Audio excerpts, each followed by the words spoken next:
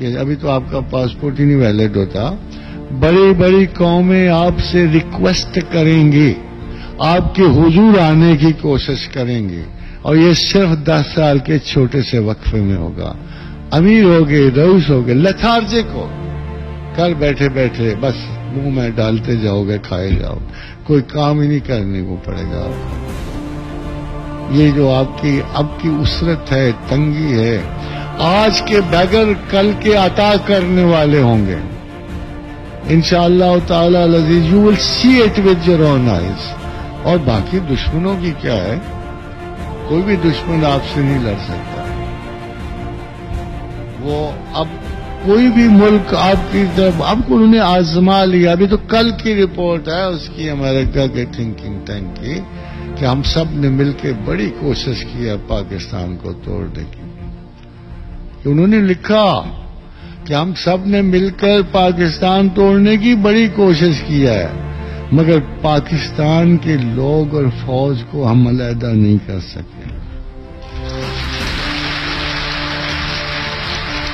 انہوں نے کہا کہ ہم نے بڑے سٹنٹ کھیلے ہیں، ہم پاکستانی عوام کو پاکستانی فوج سے جدا نہیں کر سکتے. Now it is time to shift to other activities, not to try this separation. اب پاکستان کو ہم ڈی اسٹیبل نہیں کر سکتے، اب پاکستان نے آگے بڑھنا.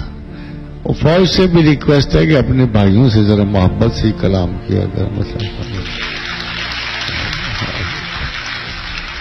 کبھی کبھی دیکھو جی، جب دشمن اس بات کا قائل ہے کہ ہم عوام پاکستان کو افواج پاکستان سے جدا نہیں کر سکتے، بڑا بڑا چکر چلایا گیا سیاسی اخلاقی. بات یہ ہے کہ وہ ایک فوجی افسر نے مجھے پوچھا کہ جی ہمارے بارے میں ہمارے عوام کیا سوچتے ہیں. میں نے کہا وہ تو تمہیں افسر سمجھتے نہیں ہیں. دیکھو ہماری پوری قوم فوج کو نہ افسری سے دیکھتی ہے، نہ چیف آف دی اسٹاف کو دیکھتی ہے. ہماری فوج تو تمہیں صرف شہید یا غازی دیکھتی ہے. ہمارے پاس تو تیسرا تصور ہی کوئی نہیں اپنے افواج کے اوپر رکھنے کا. اور آپ یقین کرو، آپ کتنے گپ اندھیرا ہو، کتنی تاریکیاں ہوں، کتنی خوف کی فضا ہو، اگر کوئی بچہ کھڑکی سے جھانک کے دیکھے نا ہمارا ایک فوجی کھڑا ہوا، ایسے لگتا ہے وہ بالکل اس کو پرواہ نہیں ہوتی. اتنا اعتماد دنیا کی کسی فوج پر، کسی عوام کو نہیں ہوتا. یہ ٹائم کیا ہے. تو پھر واٹ از دی ریزن؟ میں کہتا ہوں یار دونوں طرف سے اخلاق برتنا چاہیے. میں تو اس جنگ کو چھوٹی سی جنگ سمجھتا ہوں. میں تو سمجھتا ہوں کہ ایمانداروں کی جنگ بے ایمانوں سے ہو رہی ہے، کوئی بڑا پولیٹیکل فساد نہیں ہوتا. میں تو اس کو بڑی جنگ ہی نہیں سمجھتا. یہ کسی پارٹی کے خلاف نہیں ہے. میں جانتا ہوں، میں تو اپنے دوستوں کو جانتا ہوں، میں اپنے چھوٹے بھائیوں کو جانتا ہوں، میں افواج پاکستان کو بڑی اچھی طرح جانتا ہوں. بھائی ان کو یہ اتنے چانسز ملتے کہاں ہیں کرپٹ ہونے کے جتنے آپ کو ملتے ہیں. وہ تو بہت شریف لوگ ہیں، انہوں نے اپنی ڈیوٹیاں نبھائی ہوتی ہیں، فٹیگ اٹھائی ہوتی ہے. ان کو دکھ ضرور ہوتا ہے کہ ہم جس ملک کے لیے جان دے رہے ہیں اسے ایک کرپٹ آدمی کتنا سستا بیچ دیتا ہے. یہ فوج کا تاثر. اور اب ہمارے ابھی فوجی تو اپنی ٹریڈیشن نہیں چھوڑتے ہیں. لگتا ہے کہ بڑے پکے ہیں ضد کے. جب بھی قوم ذرا سی خطرے میں آئی ان کو پتہ نہیں کیا ہو جاتا ہے، فوراً لڑنے آ جاتے ہیں. یہ اپنی ٹریڈیشن نہیں چھوڑتے.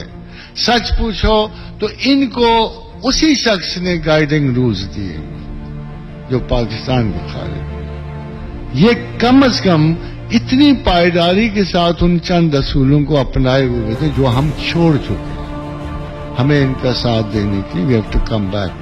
یہ معمولی سی قوم نہیں ہے. میں آخر میں صرف آپ کو یہ کہنا چاہتا ہوں کہ اللہ اور رسول نے اس قوم کے بارے میں بہت کچھ کہا. ہماری قوم مشرق سے نمودار ہونے والے جھنڈوں کے بارے میں بہت کچھ احادیث موجود ہیں. حضرت نائم بن حماد نے حمادی میں اس قوم کے بارے میں کہا ہے، پاکستان کے بارے میں کہا ہے کہ اہل ہند کے مسلمان پہلے اہل کفر ہند کو شکست دیں گے اور ان کے عمراء اور رؤسا کو گرفتار کریں گے، پھر شام میں مریم کے بیٹے کا ساتھ دیں گے۔